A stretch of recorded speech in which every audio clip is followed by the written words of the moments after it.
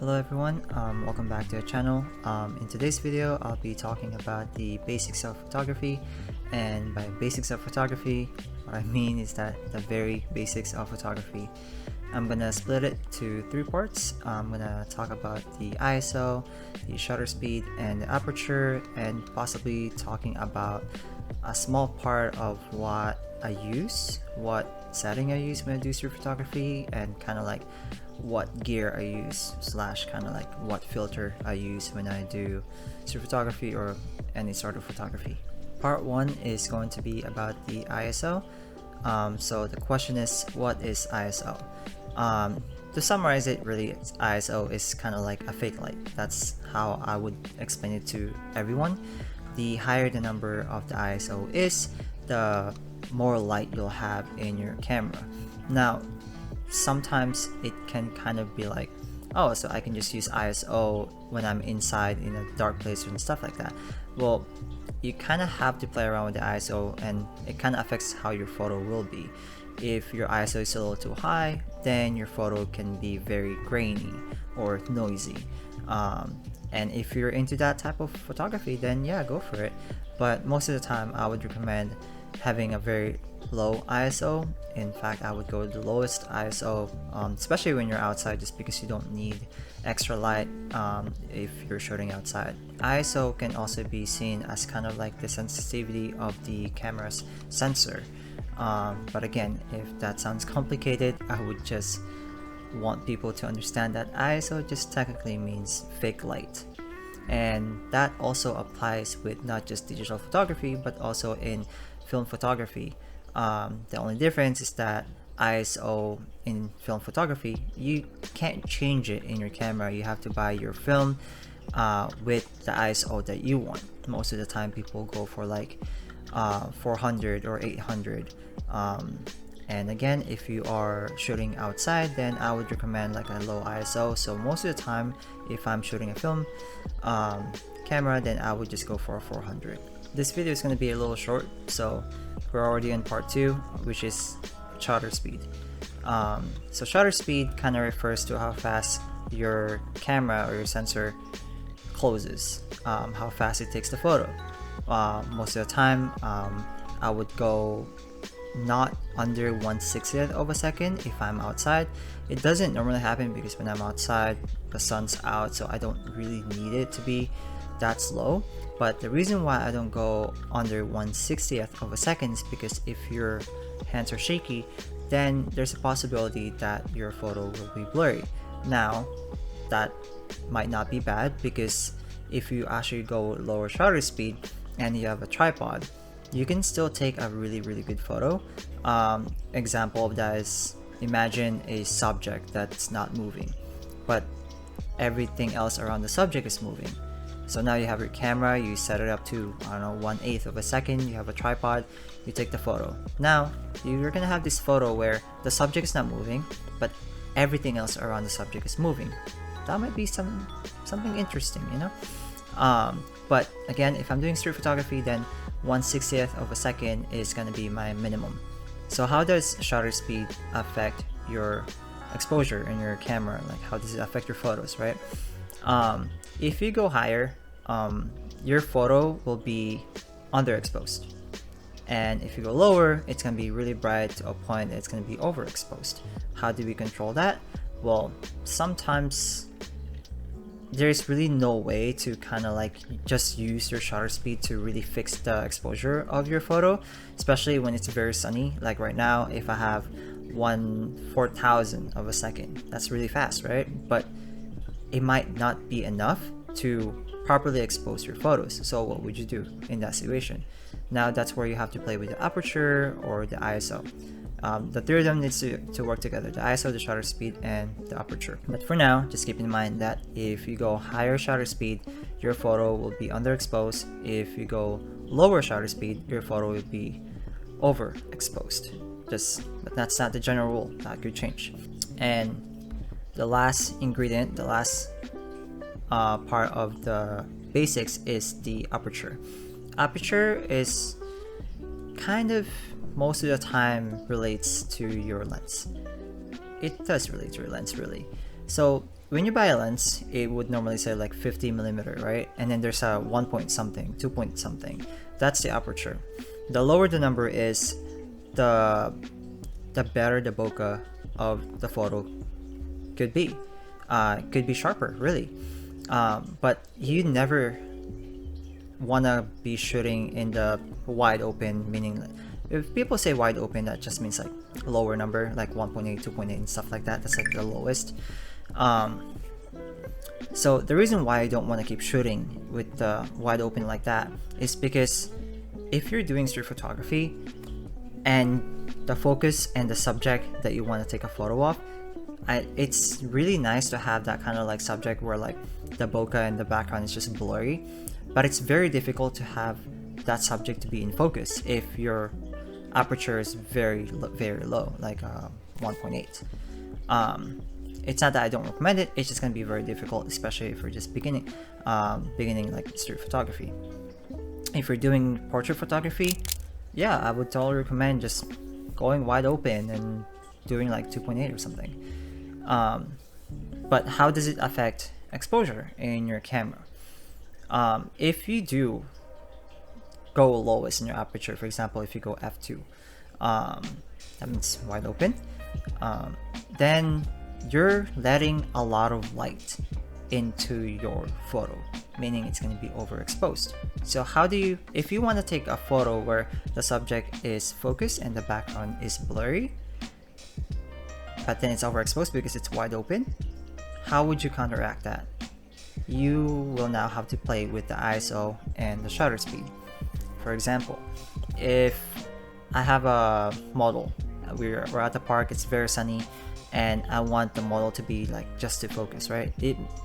I want the model's eyes to be the focus, just the eyes. Even the hair, I don't want the hair to be in focus, I want it to be blurry. How would I do that? So I go wide open, or 1.4, let's say it's 1.4, but now it's very overexposed. Now what I'm gonna do is increase my shutter speed so that it balances out the exposure. And in addition to that, I could also lower the ISO to the lowest, the fake light, so that because I don't need that extra light, right? So the ISO is already out of the equation because I don't want extra light. I would just go the lowest ISO. Now the shutter speed and the aperture is only two that I have to play with. And I've already decided what I want for the aperture, which is wide open or 1.4. So at this point, I just play with the shutter speed. There's other ways to kind of like fix the exposure on the photo. It's mainly, of course, it's the shutter speed, aperture, and the ISO. But there's also ND filters, even some CPL filters, or any other filters that could actually help you properly expose your photos. But I'm not gonna try and get into that because it's gonna get way too complicated. But pretty much the idea of this is that you have to play with those three in order for you to have a properly exposed photo. And if you're trying to be creative, then you have to really understand what those three ingredients are to create that, beautifully perfect exposed photo. I'm gonna try and summarize this as much as I could. I know it is kind of complicated when I'm talking about all three all at the same time, but pretty much let's imagine another scenario, right? This time we are taking a photo of a car. For shutter speed, if you have a tripod, for shutter speed, if you think about it, you don't need to worry about it as much because you have a tripod. Technically, you won't be shaking as much, right? So set that aside. ISO, let's say it's a very, very sunny day.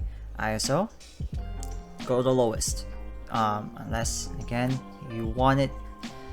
you want it to be very grainy, then go ahead and put a very high ISO, but that's gonna complicate this whole equation right now. So let's just pretend that you don't want the grain, and we're gonna go lowest ISO so that the picture is clear and crispy.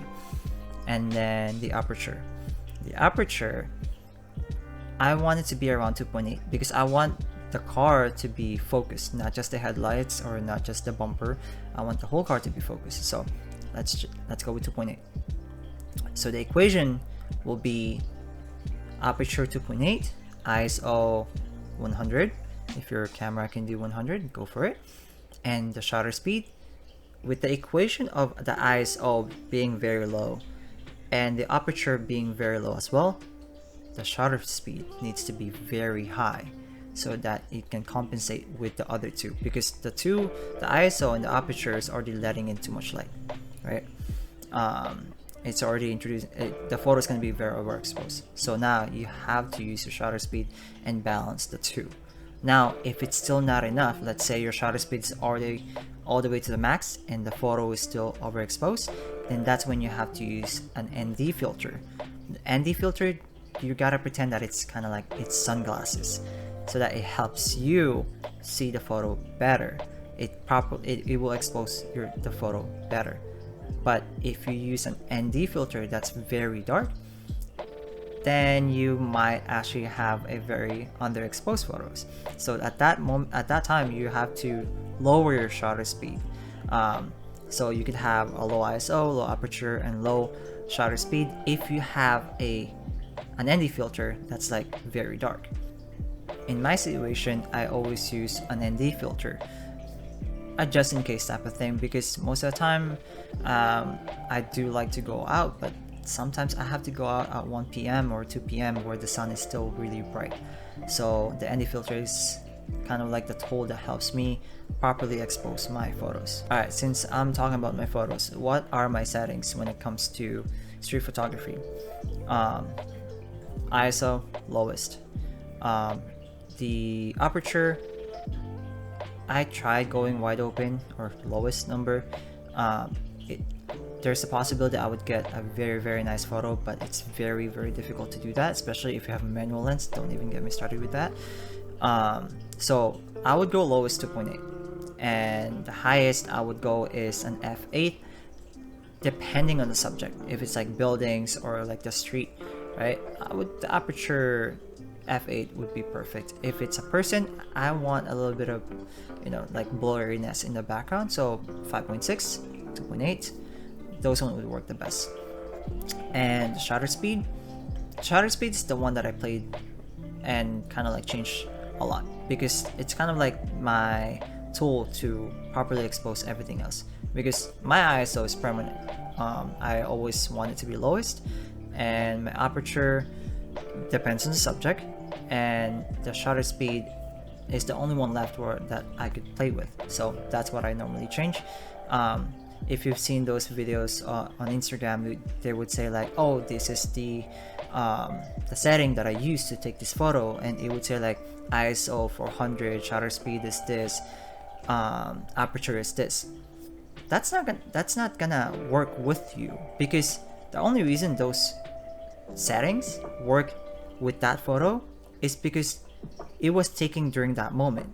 Now, if you use the same settings and you go to and you live somewhere else from that person, and it's a different day, different moment, it's not gonna work.